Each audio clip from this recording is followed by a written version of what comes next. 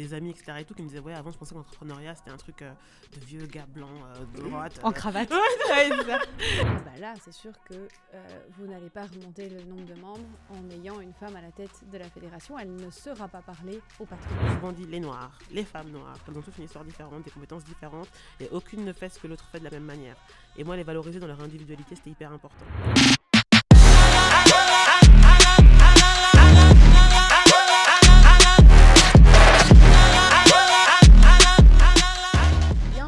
Ce nouvel épisode de Girl Squad. Girl Squad, ton nouveau rendez-vous sur Startup Vie pour parler entrepreneuriat. Entrepreneuriat vécu et vu par les femmes. On parle de nos difficultés, des solutions pour les dépasser et éventuellement des clés, des outils pour toi aussi entreprendre. N'hésite pas à nous dire ce que tu veux voir en commentaire, les personnes que tu aimerais voir sur le plateau, les sujets que tu aimerais qu'on aborde, nous parler de ce que tu penses de l'émission. Dis-nous tout en commentaire. Alors aujourd'hui, on a décidé de parler des groupements professionnels, des fédérations, des réseaux et de comment ceux-ci travaillent justement pour inclure les femmes dans des métiers qui sont parfois des métiers d'hommes. On a de nouveau des invités incroyables.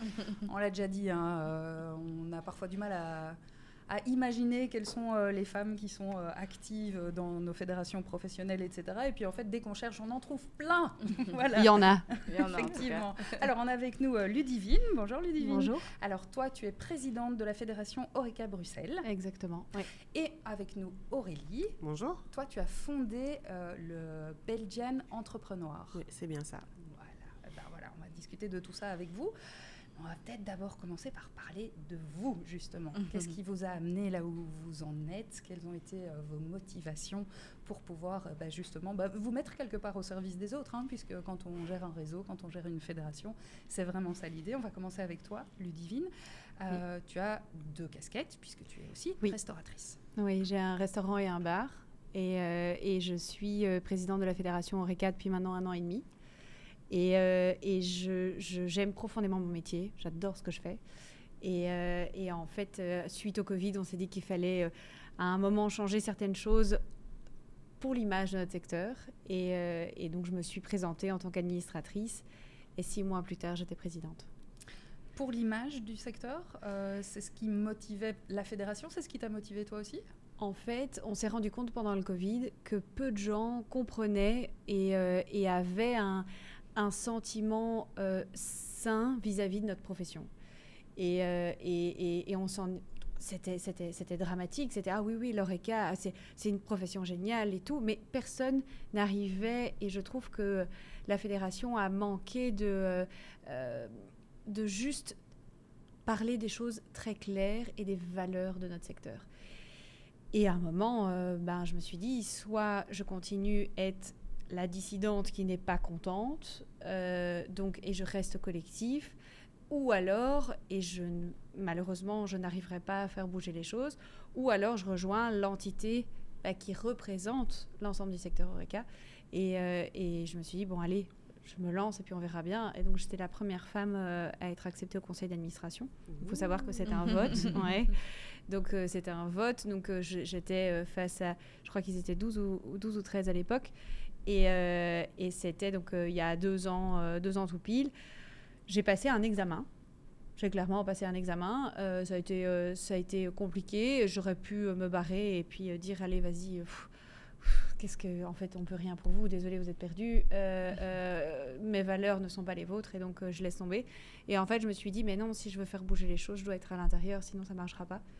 Et en fait, 6 mois plus tard, au sein du conseil d'administration, le président partait et j'ai plusieurs administrateurs qui avaient entièrement été renouvelés en même temps que moi, qui ont dit, on pense que ce serait peut-être bien que tu représentes la fédération.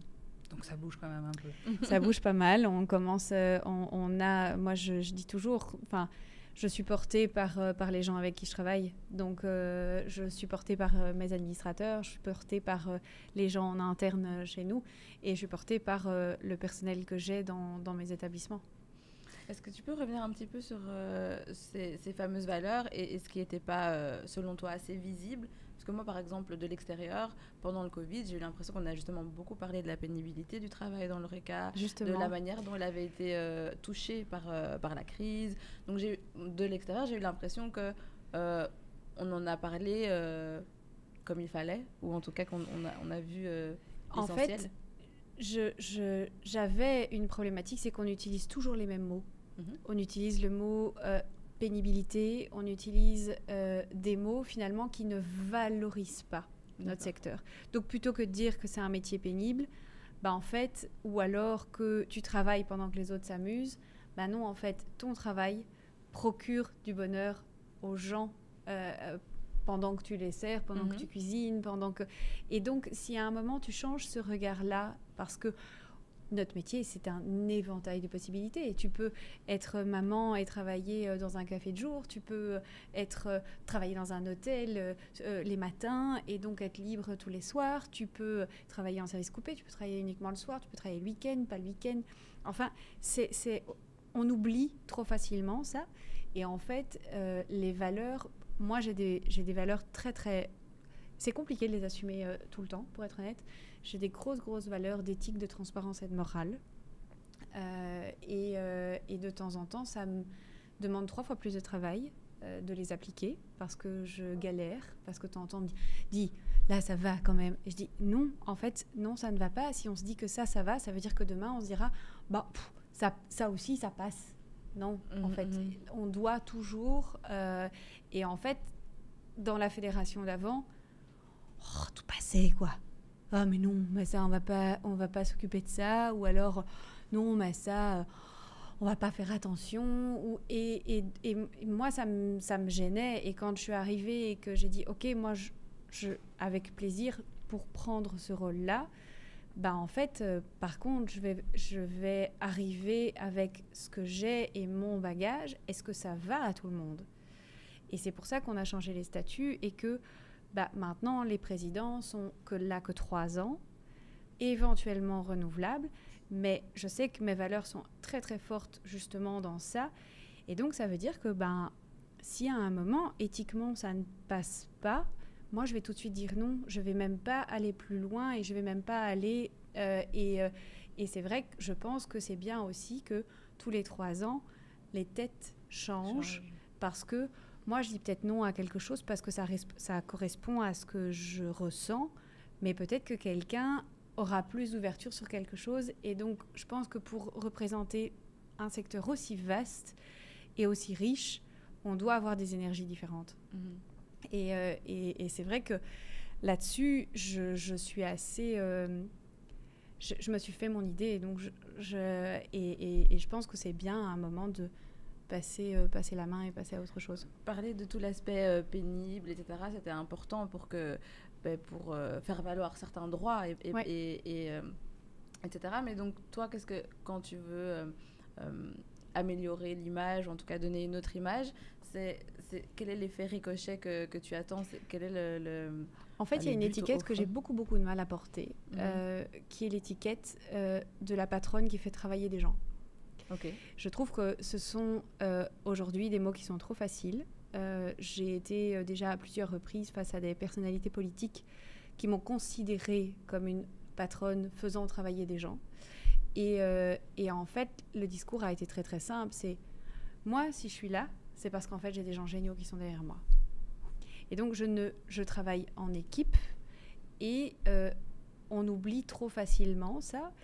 Et parce qu'aujourd'hui, nous, en tant qu'entrepreneurs, on se retrouve à avoir ces angoisses de est-ce que je vais arriver à payer tout mon personnel à la fin du mois? Est-ce que je vais arriver à payer ma TVA, toutes mes charges, ONSS et tout ça? Ce sont des réalités.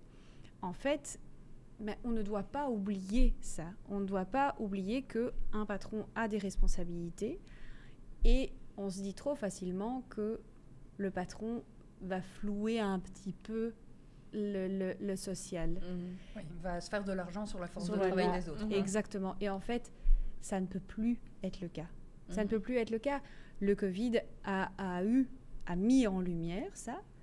Et en fait, aujourd'hui, il y a une bourse à l'emploi qui est dingue. C'est-à-dire que si quelqu'un n'est pas traité à sa juste valeur dans une entreprise, il va voir celle du voisin. Et donc, il y a vraiment, je trouve, une concurrence à un moment saine ou moins saine en fonction de si bien tout est bien légal. Mais il y a une concurrence qui s'est installée et qui redistribue un peu les cartes. Et c'est vrai que je suis une de celles qui prend vraiment plaisir à partager avec les syndicalistes. Parce que je pense qu'ils ont tout de suite, ils ont compris tout de suite que, en fait, moi, juste moi, je ne sais pas faire tourner mon restaurant, en fait. Et c'est vrai. Enfin, moi, j'ai besoin d'avoir des gens en qui j'ai confiance. Sinon, je ne peux pas me coucher le soir à 22h30. Ça veut dire qu'il faut que je finisse mon restaurant et que j'aille clôturer à 1h du matin. Et le bar à 4h. Donc, c'est pas possible. On peut pas être seul. Et je pense que le Covid a permis, justement, de changer un peu les mentalités des entrepreneurs. Maintenant, il faut que ça change aussi au niveau de certaines mentalités politiques. On va peut-être voir avec toi maintenant, Aurélie. Avec plaisir.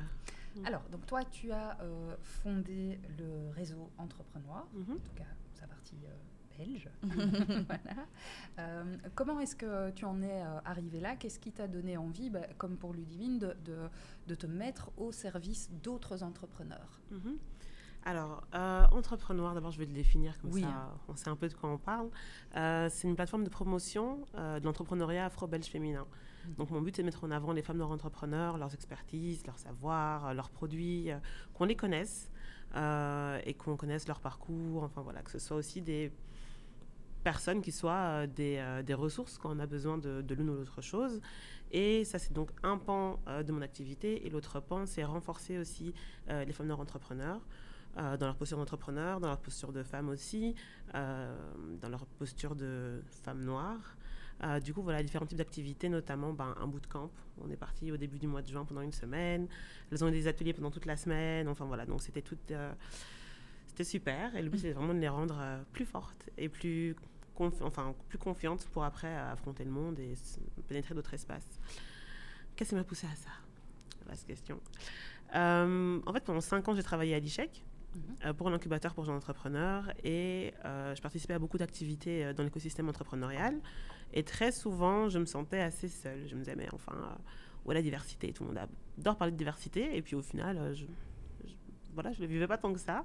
Et quand je disais mais où sont les femmes, je commençais toujours par les femmes parce que c'est mieux. Oui, c'est vrai, il faudrait les inviter, mais bon, c'était plus simple soit.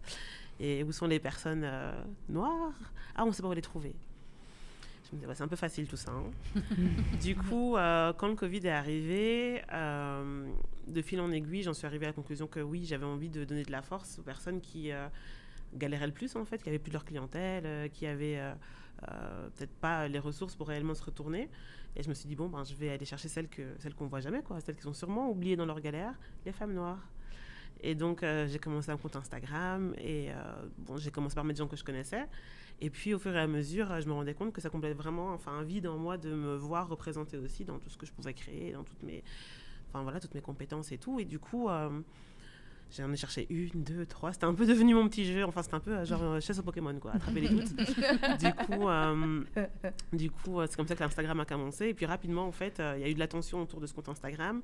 Je pense que premièrement, les entrepreneurs qui étaient mis en avant se sentaient vraiment valorisés et repartageaient ça à leur communauté, qui étaient du coup intéressés à se dire, nous aussi, en fait, on va en voir plus. Puis ça a grandi. Et puis les gens commençaient à me dire, mais c'est super cet Instagram, c'est quoi la suite? Et là, je me suis dit, il faut une suite. Ok. Et du coup, je parlais avec une amie, je disais, ça serait vraiment bien de sortir toutes ces femmes du digital, de vraiment les rencontrer, de leur parler, de les incarner, quoi. J'adorerais faire un grand marché où on les rassemble toutes. Et en fait, elle avait un grand espace à Anderlecht, à Café Congo. Et elle me dit, oui, bonne idée, tiens, vas-y. Et elle me tourne les clés, j'étais là... écoute, allons-y. Et 2 mois et demi après le premier post Instagram, il y a eu le premier market entrepreneur, il y avait 25 vendeuses. Et sur toute la journée, on a eu environ, il y avait près de 300 personnes qui sont passées. En plein Covid, on avait mis des distanciations, j'avais mis des tickets, on avait quand même fait attention, mais c'était aussi le tout début, donc je ne peux pas dire qu'on était parfait. Mais en tout cas, on a constaté qu'il y avait du monde qui était là, qu'il y avait de l'attention, il y avait une volonté vraiment de soutenir. Et puis il y a une phrase que je ne pourrai jamais oublier qui m'a été dite par une entrepreneur à la fin. Attends. C'est pas les deux, j'ai réfléchi. Ok, parfait. Mais clairement, c'est la phrase qui me donne envie de me lever. C'est pas celle qui m'inspire le plus, mais en tout cas, elle me donne envie de me lever. Et elle m'a dit merci Aurélie, pour une fois qu'on pense à nous. Et ça, je me suis dit ok, en fait, on est parti, quoi. Je peux pas les laisser. Là, c'est terminé. Et puis, voilà, enfin, le projet a évolué. Enfin, j'ai fait des tests, j'ai fait des petits paniers de fêtes de temps en temps. Ça prenait beaucoup de temps. Du coup, après, j'ai développé d'autres petits workshops et des choses comme ça. Et puis, je me suis dit, OK, là, on est vraiment sur une petite pépite. Et je n'avais pas pensé du tout. Hein. Quand j'ai commencé sur Instagram, j'aurais jamais pu croire que j'en serais là où j'en suis aujourd'hui. Enfin, vraiment, pas mal de sérendipité dans tout ça. Mais je me suis dit, oui, si je veux donner un kick à tout ça, il va falloir soit trouver du temps, soit de l'argent. Mais en tout cas, il y a un truc qui ne va pas, parce que je travaille toujours à temps plein à l'ICHEC. Et que travailler le matin et puis aller rentrer le soir faire ces trucs, à un moment où la vie sociale, c'est pas trop ça. Je suis encore jeune, quoi. Je suis une petite trentenaire. Du coup, c'est comme ça que j'ai créé la SBL en 2022. Et aussi, je suis très bien entourée. Ça, c'est vraiment la chose qui m'aide vraiment à avancer. C'est que j'ai toujours plein de bons conseils et je suis hyper reconnaissante de ça. Et puis voilà, ouais, j'ai fait la SBL. Et puis là, je suis rentrée dans un trou noir d'appel à projet. J'ai gratté. Je faisais que ça. D'ailleurs, là, je suis censée en faire 2. Je suis encore traumatisée de l'année dernière. Et puis, j'ai reçu un premier gros financement qui m'a fait dire, ah ouais, ok, ah ouais. Mais on continue, on teste. Et puis j'ai reçu un deuxième gros financement. Et de là, je me suis dit, OK, on se lance pour de vrai.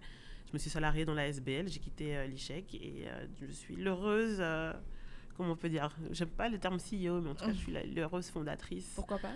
Je sais pas. Je pense que... Bon, après, ça correspond à une réalité. Hein, je sais plus oui, exactement. Il faut non avoir seulement 2 chefs exécutifs en dessous, je sais pas tout quoi. Là. Ouais, c'est ça. Non seulement ça recouvre une certaine réalité, mais... moi, j'aime bien aussi le fait d'être une entrepreneur un peu, comment je peux dire, abordable, enfin, identifiable, que les gens puissent s'identifier à moi. Il y a plein de gens, enfin, des amis, etc. et tout, qui me disaient, ouais, avant, je pensais que l'entrepreneuriat, c'était un truc de vieux gars blancs, de droite. En cravate. Et là, on te voit, enfin, dans tes galères et tout, enfin, toujours avec humour et en même temps avec beaucoup de transparence. Et du coup, le terme CEO, je pense que c'est un terme qui peut parfois mettre de la distance. On peut s'imaginer la girls boss avec sa mallette, alors qu'en vérité, on peut très bien me voir dans le métro en train de courir entre 2 rendez-vous. Donc voilà, c'est un peu comme ça que tout a commencé. Donc finalement, il y avait un peu la combinaison des deux. Tu as senti qu'il y avait un besoin du public que tu voulais toucher, les femmes noires entrepreneurs. Mais aussi par le fait que tu décroches des appels à projets, c'est qu'il y a aussi une volonté de l'autre côté. Donc toi, tu as pu faire un peu la synthèse des deux, quoi. En fait, clairement, ça répond à un besoin qui est sociétal. Le fait d'avoir plus de représentation, plus d'inspiration, plus de connaissances aussi, hein, parce que les richesses que ces femmes emmagasinent en termes de connaissances, moi j'apprends tout le temps à leur contact, et je pense que tout le monde a envie de découvrir plus. Donc oui, ça répond à un besoin, ça répond à un besoin des politiques, hein, de se rendre compte qu'il y a des réelles nécessités sociales en fait à agir sur la diversité. Il y a un besoin auprès des entrepreneurs aussi qui, elles, n'avaient pas leurs opportunités, alors qu'elles les méritaient tout autant. Et je pense qu'avant tout, ça va paraître très égocentrique, mais ça répondait surtout à un besoin auprès de moi, en fait. Tout projet commence par un entrepreneur, et si tous les matins je me réveillais pas avec ça chevillé au cœur, je pense que voilà. Et donc je suis très contente d'arriver à avoir trouvé un croisement entre tous ces besoins dans l'univers. Tu nous as parlé des bootcamps. Ouais. Quels sont les autres outils sur lesquels tu travailles? Alors, les bootcamps, tu as dit, il y a plein d'ateliers. C'est quoi exactement les compétences, les différentes choses sur lesquelles vous travaillez dans ce réseau-là? Je vais parler du coup de tout ce qui est axe montée en compétences. J'ai 4 axes, on va dire, dans mes activités. Donc, il y a l'axe montée en compétences. Le bootcamp, c'était vraiment super. Enfin, toutes les personnes qui n'ont pas été, vous avez raté. Franchement. Et, donne les dates du prochain. Hein. J'aimerais bien qu'il y ait un prochain. Je vais vraiment tout faire pour. Parce que je me suis vraiment rendu compte à quel point c'était puissant. Alors, sur quoi est-ce qu'on a travaillé? Les journées du bootcamp étaient divisées en 3 types d'activités. Le matin, il y avait toujours un cours qui était lié au corps, du sport notamment. Donc il y avait eu le premier cours, c'était activer son côté entrepreneur. C'était plutôt autour du mindset. Et puis après, il y avait un cours d'afro-yoga le mardi, il y avait un cours de boxe le mercredi. Et le jeudi, elles ont eu encore un cours sur la gestion de la douleur. Parce que je leur ai dit que, en tant qu'entrepreneur, on doit porter ce corps longtemps, loin, en évitant un maximum le médecin. Et on a trop tendance, en fait, à oublier de s'écouter, à oublier les signaux, les écarter, et parfois même juste ne pas avoir les clés pour s'écouter soi-même. Donc ça, c'était toujours la manière dont on commençait la journée. Et puis, il y avait des ateliers vraiment orientés business. Donc, il y avait un cours sur la communication et la créativité. Et puis, après, sur tout ce qui est plan de communication digitale. Le deuxième jour, elles ont travaillé sur tout ce qui est gestion administrative et comptable, TVA et consorts. Enfin bon, c'était pas sexy. Les têtes ont fumé, mais nécessaire. mais tellement nécessaire en fait. Et le troisième jour, c'était tout ce qui était durabilité et inclusion des entreprises. Et puis les journées se finissaient toujours par un atelier créatif. Et là, je peux vous dire qu'il s'est passé des choses. Le premier jour, c'était prise de parole, théâtre, etc. Le deuxième jour, on a fait un atelier de peinture. Et en fait, aussi, ce que je n'ai pas dit, c'est que toutes les intervenantes du bootcamp sont aussi des entrepreneurs, toutes des femmes noires. Donc, j'ai vraiment été piochée dans le réseau. Et du coup, le mardi Mais donc, il y en a mais il y en a énormément. Mais rien que sur l'Instagram. Sur l'Instagram, il y a plus de 270 femmes qui ont été mises en avant, dont Diane et sa maman. Donc, pour vous dire qu'en fait, même de toute génération, quoi. Oui, c'est là que je suis allée chercher aussi d'autres intervenantes pour ici, etc. Donc, et c'est important de dire qu'on existe, qu'on est là. C'est aussi une forme d'archivage. Hein, donc voilà. Et donc, oui, on a eu un cours de peinture avec Evelyne de Painting Vibes. C'était vraiment super. Et puis on a eu un cours sur la prospective, et là je vais en reparler parce que ce qui arrive là c'est pas rien. Et puis il y a eu un cours de cuisine au barbecue, parce que c'est aussi notre manière en fait d'ouvrir son cerveau, de goûter, de travailler d'autres sens, etc. Donc c'était vraiment super. J'allais rebondir en disant que, ah oui, juste une chose, je sais que là je prends beaucoup de place, mais parce que vraiment c'était incroyable comme moment. Ce que je voulais dire aussi, c'est que ce que je voulais faire avec Entrepreneur, c'est prouver qu'on n'est pas un bloc monolithique en fait. Souvent on dit les noirs, les femmes noires, mais en fait si vous ouvrez l'Instagram, vous verrez qu'il y a plein de couleurs parce qu'elles ont toutes une histoire différente, des compétences différentes, et aucune ne fait ce que l'autre fait de la même manière. Et moi les valoriser dans leur individualité, c'était hyper important. Et lors du bootcamp, on était 10. Et je n'ai jamais expérimenté un groupe aussi divers, alors que j'ai fait 1 milliard d'événements dans ma vie. Certaines avaient la vingtaine, d'autres la cinquantaine, d'autres étaient sans papier, d'autres étaient de première génération, d'autres sont nées ici. Certaines étaient doctorantes, d'autres n'avaient pas de diplôme, certaines étaient mamans, d'autres pas. Enfin, vraiment un groupe. Et ce qui en est sorti, enfin vraiment, c'était super beau, quoi. Enfin, tout avec une seule envie de juste grandir. Mais moi, je suis là. C'était quand ça? J'étais où? Et c'était vraiment super. Les éditions, Diane. Et il y avait plein de premières fois, donc peu importe aussi à l'âge qu'on a, etc. Il y en a une qui était porteuse de handicap, donc elle est amputée des mains et des pieds. Et au moment du cours de boxe, elle va chez la prof et elle dit oui, je pense que je ne pourrai pas boxer en fait. Et elle lui dit mais pourquoi? Elle dit à cause de mes mains. Elle dit mais qu'est-ce que tu racontes? Tu mets ça comme ça, comme ça, comme ça, et hop là, tu vas cogner. Hein. Et en fait, c'était tellement un non-sujet qu'elle s'est vraiment déployée dans le cours et elle m'a dit pour moi, c'est comme un rêve qui se réalise parce que j'ai toujours cru que je ne pouvais pas. Et ça, c'est des petites phrases comme ça en fait qui me font vivre. Certaines qui avaient dit j'ai jamais touché un pinceau de ma vie, mais je vais le faire avec ma fille parce que vraiment, je me suis sentie tellement bien. Donc, t'as pas intérêt à dire toutes les phrases, Aurélie. Hein, non, mais j'en ai encore plein d'autres en stock, mais laissez tomber la vie que je me suis créée là, vous n'avez pas idée en fait. Je suis trop chanceuse de vivre cette vie-là parce que c'est pas moi qui les aide, c'est elles qui m'aident, quoi. Enfin, voilà, je suis hyper passionnée. Mais je vais passer la parole parce que je pourrais en parler pendant des heures. T'aurais pu ne pas venir. Mais non, parce que j'aurais pas écouté. Effectivement, très on sent la passion. Ouais, on sent la passion. Est-ce qu'on passerait à la partie... Oui, c'est ça. Discutons un petit peu maintenant de ce qui est notre thématique. Comment faire pour que les réseaux professionnels, les fédérations professionnelles, les réseaux d'entraide soient plus inclusifs. On sait que voilà, c'est essentiellement des partages d'expériences. Et bon, on voit, il y a beaucoup d'initiatives. On a plusieurs représentantes de réseaux féminins qui viennent et qui sont déjà venus sur notre plateau. Mais on peut avoir l'impression que, entre guillemets, il faut un peu forcer. C'est-à-dire il faut faire des espaces qui soient ce qu'on appelle un peu des safe space, en non-mixité, que ce soit sur les questions d'origine ou sur les questions de genre. Et pourtant, c'est nécessaire de travailler sur les deux tableaux. Comment est-ce que vous voyez ça ? Moi, c'est très compliqué. Ma position personnelle est très compliquée parce que je représente un secteur où il n'y a que 10% de femmes. Mmh. Donc, en fait, je dois faire les choses de manière subtile, mais ça, les femmes savent très bien faire de manière générale. Mais je dois toujours utiliser des biais différents et des canaux de sensibilité différents parce que mes interlocuteurs sont des hommes, parce que les 3/4 du temps, je suis la seule femme autour de la table. Je m'en amuse parce qu'aujourd'hui, il faut que je m'en amuse. Et souvent, quand je rappelle, on était 15 autour d'une table, j'étais la seule femme. Je rappelle une personne en question et je lui dis, bon ben voilà, j'étais, en fait c'est facile de savoir qui je suis, j'étais la seule. Ça te rend identifiable. Donc ça me rend identifiable et puis en général je m'habille d'une manière souvent identifiable, donc je marque doublement le coup. Mais en fait, si j'arrive, et je l'ai très très bien saisi, si j'arrive avec mes gros sabots dits féministes, mais je n'aurai aucune voix. Et ça ne m'intéresse pas. Moi, ce que je veux arriver à finalement rallier des hommes blancs cisgenres en costume à se dire « Ah, mais elle a raison, la petite là. » et en fait, qu'ils ne se rendent même pas compte que l'idée... Je ne dis pas que je suis manipulatrice, mais j'ai compris, en fait, que si j'arrivais avec des gros sabots, je ne serais pas entendue. Tu peux manipuler, hein. Oui, mais ça, faut pas le dire. Moi, je le dis, c'est une arme. Hein. On manipule ici. Bien persuasive, alors. On manipule ici. Non, mais manipulatrice, c'est un mauvais mot parce qu'on se dit qu'on se sert finalement des faiblesses des autres pour arriver à ses fins.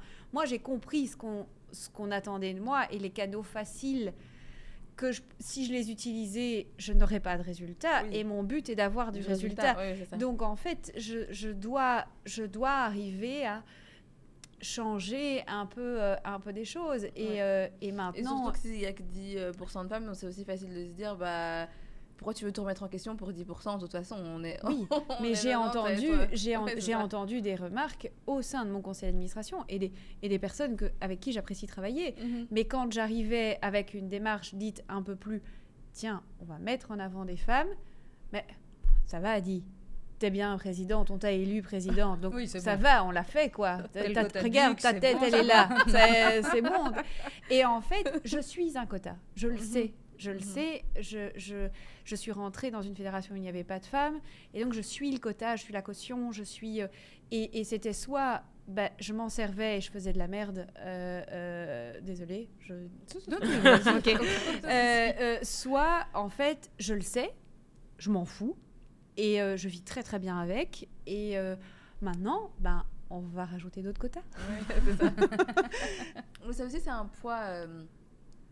tu dis tu vis très bien avec, mais c'est vrai que c'est peut-être pas toujours facile de le faire. Je sais, c'est très rare de dire que en fait je suis bien. Oui, c'est ça. Je vis bien le fait d'être un quota. C'est difficile de se dire oui, c'est ça, déjà qu'on a un quota et en plus que finalement on porte la responsabilité de tout un groupe ou de alors que quand on est quota. Voilà, alors que t'es un individu avec ce que tu peux et ce que tu ne peux pas Après, faire. le porte-voix, je vais être honnête là-dessus, je le vis très bien aussi parce que je pense être tellement entière vis-à-vis des personnes qui m'entourent et qui m'accompagnent que si à un moment je dis des choses qui pourraient être un peu plus que ce que je devrais dire, en fait ils se diraient oui mais en fait c'est Ludivine. Donc en fait si à un moment je vais trop loin dans mes propos et ils se disent oui, en fait, c'est toi. C'est-à-dire que oui, tu as utilisé des mots qui choquent, tu as utilisé des mots plus durs, mais en fait, on le sait. Parce que je ne trahis pas et je ne fais pas je suis pareille avec tout le monde. Et donc, en fait, le problème, c'est que, et ça pourrait être un souci, pour le moment, je n'ai pas été confrontée à ça, mais en fait, je pars du principe que je suis entière et que si ça, à un moment, dérange et gêne, ce n'est pas mon problème.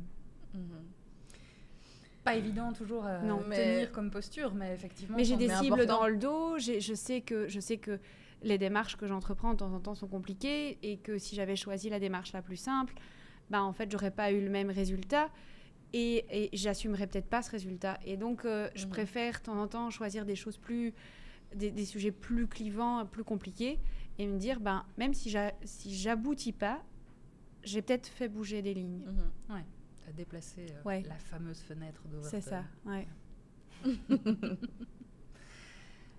Pour toi, Aurélie, le chemin est un peu différent, puisque justement, tu as choisi de créer une communauté qui travaille sur la représentativité, etc., mais qui est donc une communauté, on pourrait presque dire en non-mixité. en double non-mixité. C'est nécessaire aussi d'avoir ces espaces-là. Moi, j'en suis convaincue, mais convainc peut-être ceux qui n'arrêtent pas de hurler que vraiment, avec notre non-mixité, blablabla. Alors, je vais leur faire ce cadeau. Parce que d'habitude, moi, je ne réponds pas à ça. Il y a des moments où je dis, si vous ne comprenez pas, c'est peut-être pas à vous que je m'adresse. Mais aujourd'hui, je m'adresse à tout le monde. C'est un jour de paix.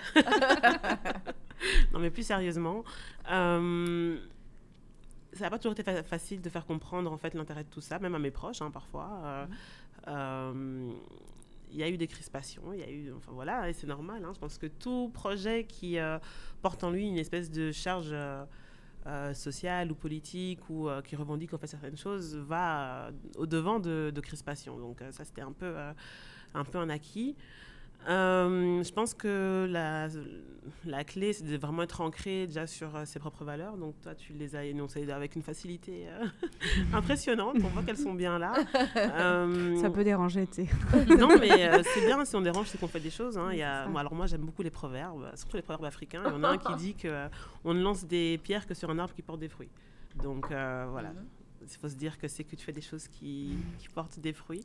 Je l'aime bien, celui-là. C'est cadeau. Mais du coup, par rapport à entrepreneur, par exemple, on me disait, oui, mais comment tu choisis qui est noir et qui l'est pas c'est d'être clair sur le fait que c'est les personnes qui subissent la négrophobie, en fait. Donc, voilà, c'est tout simplement ça. C'est que quand on rentre dans une pièce, on peut avoir différentes carnations, on peut même être métisse ou quoi, et déjà avoir entendu alors tes cheveux dans la prise, ça va Jackson 5. Ouais, bon, on sait très bien dans quoi c'est ancré, dans quel type de racisme spécifique c'est ancré. T'as subi ça, copine, allez bien. Ça veut dire qu'il y a 2-3 choses sur lesquelles on peut travailler en termes de confiance en soi, etc. Sur tout ce qui est soft skills, tu me demandes quel type de connaissances, ou quel type de compétences on travaille. La confiance en soi, par exemple. C'est pas toujours direct, mais le fait que certaines fassent des choses qu'elles n'ont jamais fait avant, ça les sort de leur zone de confort, ça renforce.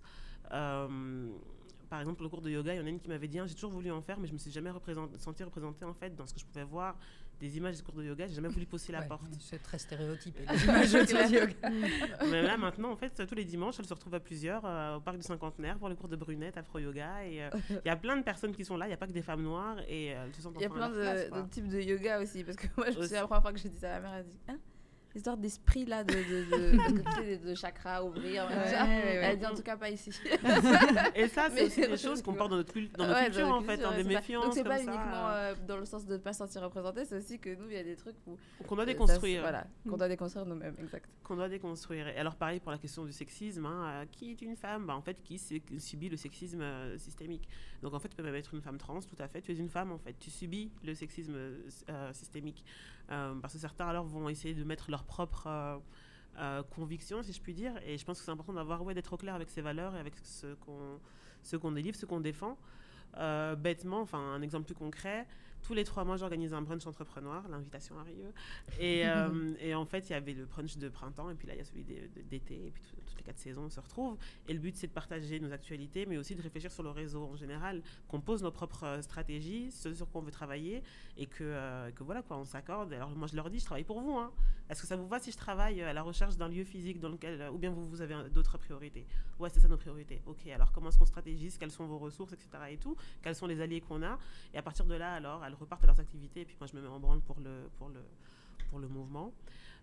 Mais donc voilà, je pense que c'est de savoir aussi où est sa place. Moi, je n'estime pas particulièrement être porte-parole ou porte-voix de ces femmes-là. Elles ont toutes des histoires, des voix différentes. Mais en tout cas, faciliter... Tu les mets en lumière. Voilà, c'est ça. Faciliter le fait qu'elles puissent avoir leurs voix qui sont entendues. Ça m'importe beaucoup. J'étudie la communication, les médias, ça me connaît un petit peu. J'ai un chouette carnet d'adresses. Donc, si je peux ouvrir les portes pour d'autres, alors on y va, quoi. On dit parfois que l'outil de non-mixité, c'est aussi clairement le safe space, donc un espace qui n'existe pas ailleurs pour discuter de problématiques entre pairs, avec des gens qui vivent les mêmes discriminations, pour permettre de se ressourcer, de s'outiller, de s'armer, et après de pouvoir aller affronter le monde. C'est vraiment ça l'intérêt. Et au-delà de ça aussi, tout à l'heure je vous disais, le bootcamp, il y a des choses qui arrivent, c'est le moment d'en parler. Je vous ai dit qu'il y avait plusieurs ateliers sur la créativité, il y en avait un, c'est sur la prospective. Et donc c'est une amie à moi qui s'appelle Leslie Lukamba, qui est prospectiviste et son but c'est de réfléchir en fait à partir de l'existant au futur souhaitable qu'on peut appliquer à notre société. Et donc elle mobilise toutes sortes de manières de brainstormer, toutes sortes de techniques et au final c'est hyper puissant comme outil. Et du coup on avait 10 femmes noires entrepreneurs et je leur ai dit réfléchissez en fait à horizon 2053, donc dans 30 ans, quelles sont les initiatives qui permettront une meilleure inclusion des femmes noires entrepreneurs dans les écosystèmes entrepreneuriaux européens et internationaux. En toute transparence, pendant le processus, moi j'étais partie boire un verre avec une copine dans le jardin. Enfin voilà, je suis partie 1 heure, je suis revenue, c'était le chaos dans la pièce. Tout le monde hurlait, les filles me regardaient avec les yeux écarquillés comme ça en me disant qu'est-ce qu'on a fait des groupes, on a créé un monstre. Et je me retourne et en fait il y avait 86 post-it d'idées. Donc ça montre à quel point en fait quand on leur donne la possibilité de s'exprimer, de réfléchir à leurs propres conditions, en fait, elles donnent tout. Et le 6 juillet, j'organise un market politique et on va se balader entre le Parlement européen et le Parlement bruxellois. Il y aura toutes sortes de politiques qui vont intervenir et on va en fait leur soumettre ces 86 propositions-là en disant, voilà, en fait, on a réfléchi à nos conditions, à ce qui va nous aider, nous, à aller plus loin dans nos actions, dans nos vies, tout simplement. Il ne faut pas oublier que les politiciens, enfin, ils travaillent aussi pour nous, hein. Qu'est-ce que vous allez faire pour nous ? En tout cas, oui. Ils sont censés, en tout cas. Mais bon, je ne vais pas dire ça. Tu vois c'est eux qui m'ont donné de l'argent. mais voilà, donner de l'argent, c'est bien, mais quelles opportunités de manière pérenne, en fait, on arrivera à construire. Et je pense que pour ça, c'est nécessaire d'être non-mixité. Et pas d'entendre « Non, mais vous êtes sûr qu'en fait… » Oui, non, on est sûr, en fait. On n'a rien à expliquer à personne. Ça, il y a toute une part de la discussion qu'il ne faut pas avoir. On peut aller directement dans le vif du sujet. Et on peut le faire tous en ayant notre foulard sur la tête, tout ça en étant vraiment nous-mêmes. Enfin, voilà, sans se dire « Oh, il faut qu'on se tienne comme ci, comme ça. » Donc voilà, non, c'est important, en fait, pour se sentir vraiment soi et aller au bout de soi. Ludivine, alors tu l'as dit, dans la restauration, dans l'Horeca en général, 10% de femmes et 90% d'hommes, ça ressemble à peu près aux chiffres de l'entrepreneuriat en général, en tout cas de la tech. Ça, c'est pour la discrimination homme-femme. Pour les autres types de discrimination, est-ce qu'on a aussi des chiffres, disons plutôt pour l'inclusion, pour la diversité, Est-ce que là, on a aussi des chiffres ? Aucun. Ok. Aucun. Et déjà, du coup, ça rend difficile de travailler dessus, j'imagine. Exactement. Non, il n'y en a pas. Je trouve, et ça, mais peut-être que je vais manquer d'objectivité, mais je trouve que mon secteur, j'ai l'impression, ne fait pas de différence. Parce que on est dans des métiers qui sont tellement différents. Entre la salle, la cuisine, entre l'accueil, le bar. Il y a vraiment beaucoup de choses, réception d'hôtel et tout ça, que on est vraiment... J'ose espérer, mais peut-être que je me trompe. Et si je me trompe, j'aimerais qu'on me donne des indices, mais j'ose espérer que, en fait, l'inclusion n'est pas un problème. Parce que je sais que l'inclusion au niveau du handicap en est un, parce qu'on m'a questionné là-dessus et je me suis retrouvée vraiment un peu pantoise à ne pas savoir expliquer pourquoi on ne savait pas inclure des personnes porteurs de handicap et que c'était compliqué. Et les réponses que j'ai des entrepreneurs, c'est « Ah mais moi je veux bien, j'ai pas de problème, mais en cuisine, il y a des couteaux, il y a des choses dangereuses, il y a des friteuses, il y a des... » Ça peut être un réel danger pour quelqu'un qui manquerait ou aurait un peu plus de choses, ou quelqu'un qui serait dit différent. Et en salle, ça pourrait être la même chose. Et donc, c'est vrai que là-dessus, c'est un vrai questionnement. Mais j'ose espérer que dans notre secteur, moi je le vois quand je vais dans des établissements, il y a plein de couleurs partout. Et je crois que ce n'est pas un problème. Mais j'aimerais si c'était le contraire, j'aimerais qu'on me l'indique. Oui, parce qu'on sait qu'il y a aussi toujours la question, on en parle beaucoup avec les quotas féminins dans les entreprises, il y a la diversité verticale et horizontale, c'est pas la même chose. Et donc, voilà, effectivement, comme tu dis, on voit toutes les couleurs. Est-ce qu'on les voit à tous les niveaux de l'entreprise ? C'est toujours la question. Ton sentiment, toi C'est toujours ça la question, parce que c'est à peu près... dans pas mal de secteurs, c'est un petit peu de la même manière que ça se passe, c'est-à-dire que dans les postes à faible responsabilité, dans les postes les plus Je vais essayer de trouver un autre mot que pénible, mais... C'est pas facile, hein. Ouais. C'est parce que il a été mis dans la tête des gens. Ouais, c'est ça. Plus challengeant physiquement. Oui, ou les moins glamour.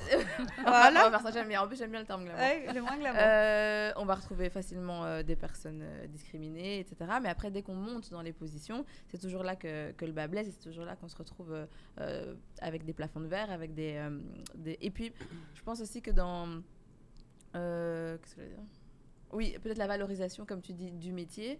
Les gens ont une image du chef ou de la personne responsable d'un établissement dans l'ORECA qui est pas très différente que celle que on est un secteur qui, la plupart du temps, et à la base pas par choix, formons notre propre personnel. Mhm. Je trouve que ça veut dire que notre porte est très très largement ouverte. Ça, c'est clair. C'est-à-dire que quelqu'un qui arrive, qui n'a aucun background scolaire, qui est même un peu perdu ou qui ne sait pas et qui se dit bon, faut que j'aille bosser et qui a l'envie de travailler, parce que ça, si on n'a pas l'envie de travailler, ça marchera jamais de toute manière, peu importe le secteur. Peu importe le secteur.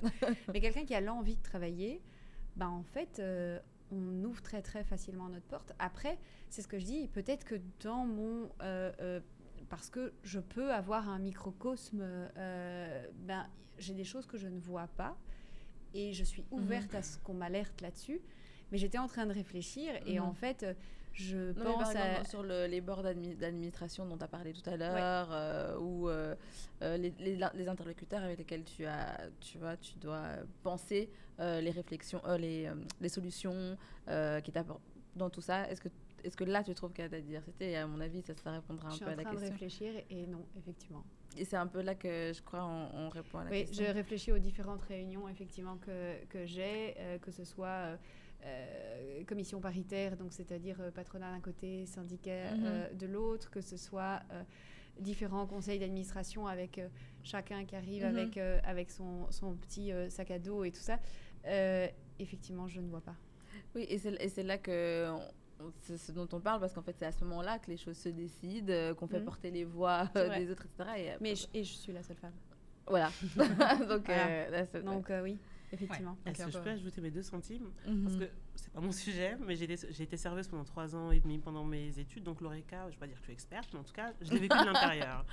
Et parce que tu parlais d'ouvrir la porte, mais en fait, parfois, juste ouvrir la porte, c'est pas nécessaire. Il faut aussi créer les conditions, en fait, pour l'épanouissement du personnel. Enfin, je dis pas que tu le fais pas, mais moi, par exemple, ça, je le dis toujours quand je parle de mon expérience quand j'étais serveuse, c'était pour moi le grand chelem du racisme.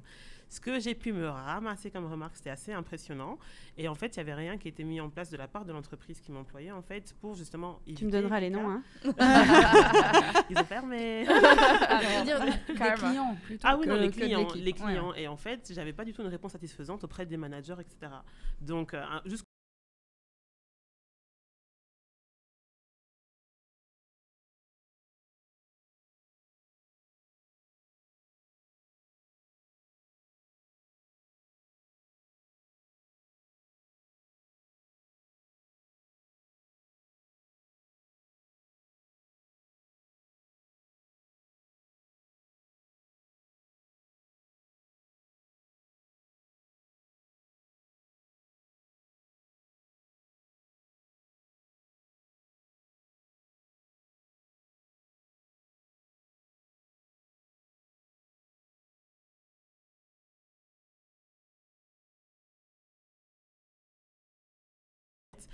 permettre un meilleur épanouissement des personnes qui sont discriminées d'une manière ou d'une autre. Pareil pour les questions trans, pareil pour le handicap tout court en fait. Moi, le restaurant où j'étais, ça ne me surprend même pas qu'il n'y ait pas eu un seul employé handicapé puisque les toilettes étaient à l'étage.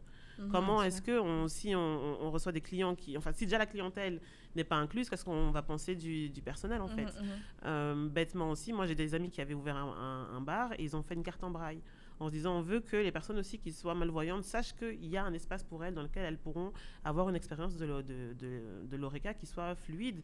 Et en fait, ça crée aussi, je pense, au sein des communautés de personnes marginalisées, une discussion. Et enfin, voilà, c'était mes 2 centimes par rapport à... Non, mais je suis tout à fait d'accord. Je travaille dans des sandwicheries, des bazars aussi, comme ça. Et puis après, j'ai vu aussi plein de reportages sur les barrières à l'entrée, tout simplement des gens qui voulaient travailler dans certains restaurants ou des trucs en caméra cachée où tu as 2 personnes qui viennent et tu as d'abord un noir qui est recalé et puis après le blanc, oui, comme par hasard. On cherchait quelqu'un. Non, en serveur, en personnel. En personnel, les endroits effectivement d'établissement où en tant que personne noire, en tant qu'expérience client, t'es un peu soit regardé de travers, soit que c'était passé. C'est quoi la terrasse O2 là, le truc là où on s'est déjà vu refuser l'entrée, etc. Donc je pense que dans ce secteur-là, il y a effectivement, parce que dans tous les secteurs de service où il y a des rapports effectivement directs avec les gens, c'est là que ça se passe aussi. Mais enfin bref, oui. tout ça. Comme dans d'autres discussions aussi, on sait que la société est comme ça et que chaque secteur professionnel est un reflet de cette société. Et que chaque secteur professionnel doit travailler sur ces questions-là, mais qu'il ne pourra pas résoudre les problèmes tout seul. On voit que tu as travaillé dans l'ORECA. C'est bien. Et en plus, là, encore avec une autre expérience, ma maman a un resto à Tervuren depuis 1 an. Et là, c'est encore une autre forme de racisme, c'est les clients qui, en venant manger, se sentent tout à fait à l'aise et libres de faire des commentaires, par exemple, sur, je sais pas, la cuisine, par exemple. Ah, moi, quand j'étais au Congo, je mangeais du pondu, c'était pas comme ça. Moi, j'ai même entendu dire un pizzaiolo que la pizza devait se cuire à gauche ou à droite. Alors, nous, on a une salade de bœuf thaï. Nous ne sommes pas du tout thaïlandais, voilà, on va être honnête. Mais on a une salade de bœuf thaï à la carte et peu importe, je peux te dire qu'on a directement eu cette remarque de « Ah, vous la faites comme ça !» Mais tu n'es pas thaïlandais, nous ne sommes pas thaïlandais. Comment tu peux juger sauf que dans ce cas-ci, nous le sommes. Nous savons comment on cuisine. Mais les clients, t'as des cons partout. Voilà, c'est ça. Peu importe. Ça c'est évident. Mais on sent quand même certaines choses. Par exemple, ma mère a voulu mettre des verres à vin un peu spéciaux, donc sans pied. Mais bon, ce sont des verres à vin. Ah, mais ce ne sont pas des verres à vin, etc. Peut-être que vous n'êtes pas habitué à boire du vin, mais nous, on vous dit que c'est des verres à vin. Du white-splaining, quoi. Ouais, vraiment, sur tout et n'importe quoi. Nous expliquer toutes leurs histoires mi-racistes, post-coloniales, je sais pas quoi. Donc, ça, vraiment, ça va dans tous les sens. C'est intéressant. Mais bon, quand je travaille, je suis toujours polie et souriante. Je pense que c'est l'heure de passer au piment. On est déjà dans les discussions un peu pimentées. Je pense que c'est l'heure de... The only things that separate women of color from anyone else is opportunity. Ah oui, on connaît. Oui, il y a la devise, oui, en effet. Je parle maintenant ? Oui, vas-y, explique. Parle-nous-en. Oui, donc c'est d'ailleurs la phrase que je reprends tout le temps pour Entrepreneur parce que je pense qu'elle dit vraiment les choses, c'est que ce qui sépare donc les femmes de couleur de n'importe qui d'autre, c'est les opportunités. Et je pense que c'est vraiment très, très clair. Le talent, il est là. L'envie, elle est là. Mais ce qui manque, c'est le tremplin. Et donc, c'est vraiment c'est vraiment ça, en fait, l'esprit d'entrepreneur, c'est d'être un catalyseur d'opportunités. Et je pense que cette phrase-là a vraiment permis... pour moi, je ne peux pas dire de prendre une distance par rapport à ce que je fais comme activité, mais de mieux saisir l'essence en fait de tout ça, quoi. Donc En fait, tu es créatrice d'opportunités. Ouais, c'est ça en fait. Et en fait, même par exemple, parce que je reste une humaine, il y a des gens qui ne m'aiment pas. Et en fait, je me dis toujours, est-ce que ce que je vais faire là va servir en fait une opportunité pour une femme noire? C'est ça ma mission en fait. Et parfois, il y en a certaines avec qui j'ai pu me prendre la tête parce que je suis humaine. Et je me dis, ok, peut-être qu'elle ne m'aime pas, peut-être que je l'aime pas, mais en tout cas là, il y a une opportunité en fait. On va la cadrer, savoir que voilà, il y a un temps, il y a une durée, il y a un objectif à atteindre, qu'on s'entende ou pas, on est au-delà du personnel en fait. Et du coup, voilà, c'est une phrase qui m'accompagne, qui est sur mes tote bags, qui est sur tous mes goodies. Parce que je pense que vraiment, oui, oui, voilà. Ça te rappelle pourquoi tu fais ça pourquoi je fais ça, l'objectif. Et oui, et ça renforce aussi le fait que c'est pas une affaire de talent, c'est pas une affaire de volonté, c'est pas la méritocratie, on entend beaucoup parler, oui, ça se fait au mérite, mais je connais pas plus méritante en fait que les femmes de ce réseau-là, quoi. Je connais pas plus travailleuse qu'une... moi, l'exemple de mon plus grand modèle, c'est ma grand-mère. Elle savait pas lire, pas écrire, elle vendait son alcool à Kinshasa, etc. Et puis elle a été maligne, elle a eu les bonnes opportunités, elle a eu les bons réseaux, elle a fait des tontines, etc. Et au final, elle a construit 3 maisons, elle a envoyé 12 enfants à l'école, et voilà, parce c'était une affaire d'opportunité, Une affaire de travail aussi. Aussi, bien sûr. Donc, bien sûr. elle a eu du mérite aussi. Aussi. Mais voilà, c'est que quelqu'un aussi a été capable de déceler, de voir, d'entendre et oui, voilà. Parce qu'elle toute seule... Encore un proverbe, si vous voulez. Vas-y. Allez, vas-y. Un doigt tout seul ne peut pas ramasser du sable, en fait. C'est aussi un proverbe africain. Et c'est vraiment ça. On peut avoir le talent, etc. Mais il faut des opportunités qui nous connectent aux autres, quoi. Un banquier m'a demandé si j'allais pouvoir gérer un bar à cocktail avec ma vie de famille. Ouais. Can you? De quoi je me... Je faisais une demande de crédit pour le bar. Et il faut savoir que mon mari est gérant du restaurant et moi, je suis gérante du bar. Et en fait, il m'a dit, mais attendez, comment vous allez faire avec Enfin, vous avez une famille, vous avez 2 enfants. Donc, j'ai 35 ans, je dis, ça va, je vais me coucher tard. Et je dis, mais en fait, comment... Enfin, il dit, oui, mais bon, ça peut être compliqué. Je dis, mais j'ai un mari. Donc, en fait, à la limite... Je vais travailler, mon mari il garde mes enfants, quel est le souci? La distribution entrepreneuriale dans notre secteur, vue par les banquiers, les financiers et tout ça, est en fait totalement biaisée. Et c'est parce que ça a été pendant le Covid, et en fait, il était à un moment en télétravail, et j'ai eu une de ses collègues, et je lui ai dit, vous vous rendez compte qu'il m'a dit ça? Ça vous choque? Et en fait, elle a eu cette prise, elle m'a dit, mais oui, en fait, on s'en fout, enfin... Et je la connaissais pas. Et en fait, par téléphone, j'ai réussi à toucher quelque chose chez elle qui avait déclenché quelque chose et j'ai eu mon crédit pour ça. Wow. Et alors, je te pose la question, mais je connais déjà la réponse. Quand ton mari a fait la demande de crédit pour votre restaurant, on lui a demandé... Non, il n'y a pas eu de problème. Ouais. On lui a dit, mais c'est votre femme qui gère la finance? Ouh là là, va falloir faire gaffe. Et d'ailleurs, c'est ce que j'ai dû prouver au banquier. J'ai dit, mais attendez, mais... c'est moi qui gère tout le côté financier sur le restaurant. Donc, en fait... Je n'ai aucun problème. Je comprends pas votre question en fait. Et ça, c'était ce qui s'est passé dans ma vie d'entrepreneuse. Voilà, on le sait, hein. Et c'est pour ça qu'on a fait cette émission, tout ça. Mais quand même, à chaque fois qu'on l'entend, ça voilà. pique quand même. Pourquoi être une femme à la tête... Un mètre à la tête. Non. Ok, pourquoi... Désolée. Être une femme à la tête de l'Oreca. Mettre une femme, pardon. Ah oui, c'est ça. Mettre une femme. Mais t'as pas écrit mettre, hein. Ah merde. J'ai écrit trop vite. Ouais. Tu veux que je lise? Ce sera peut-être plus simple. Non, j'aime bien cet exercice. Comme ça, il y a un petit peu de malaise, etc. ça me rajoute du piment dans l'émission. Alors qu'il n'y en a pas dans le secteur, vous allez perdre des membres. Ouais. Donc, il faut savoir qu'une fédération est subsidiée par le secteur. Donc, ça veut dire que ce n'est pas de l'argent public, c'est de l'argent du secteur. Donc, par travailleur, il y a un micro-pourcentage qui va aux 3 fédérations régionales. Ah oui. Et en fonction du nombre de travailleurs que tu as dans ta fédération, tu as un certain pourcentage. Et dans ta région, pardon. Et en fait, il y a ça. Et il y a ce que la fédération peut apporter en plus à des personnes qui payent un membership. Et donc là, on apporte un certain... Donc une permanence sociale, on apporte des choses comme ça, des petits services en plus et des services. Et c'est important d'avoir des services qui soient chouettes. Mais donc, on a un certain nombre de membres. Donc, en fait, on représente l'ensemble du secteur, mais on a des membres dits adhérents. Et ces gens-là doivent payer une cotisation. Il faut savoir que quand j'ai été élue présidente, on sortait du Covid, les membres avaient fortement baissé. Et c'était jamais très, très clair sur combien il y avait de membres et tout ça. Et on était quasiment à 200. Ce qui est rien.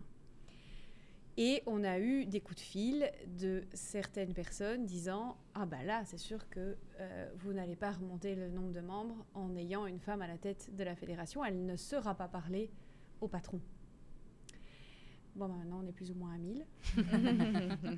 Donc, il faut croire que, en fait, finalement, ça va, je sais parler. Et il faut qu'on ait plus, et il faut qu'on atteigne et qu'on touche plus de personnes et tout ça. Mais c'était vraiment mais je comprends pas, vous avez déconné, les gars. Pourquoi vous l'avez mise là? Elle ne va pas. Et en fait, finalement, ça marche. On revient peut-être un peu au début de notre discussion où tu disais « je suis un quota, je l'assume et en même temps, ça t'empêche pas de fédérer, quoi. Non, ça m'empêche pas de fédérer, mais je pense qu'en fait, j'espère que les gens passent outre finalement le genre et se disent « Ah bah maintenant, c'est une fédération qui me ressemble. J'espère avoir amené ça. C'est vraiment... et finalement, que ce soit une femme ou pas, peut-être que... Et c'est là où je me souviens très bien qu'un de mes administrateurs a répondu à ce monsieur. Il a dit « Je m'en charge ».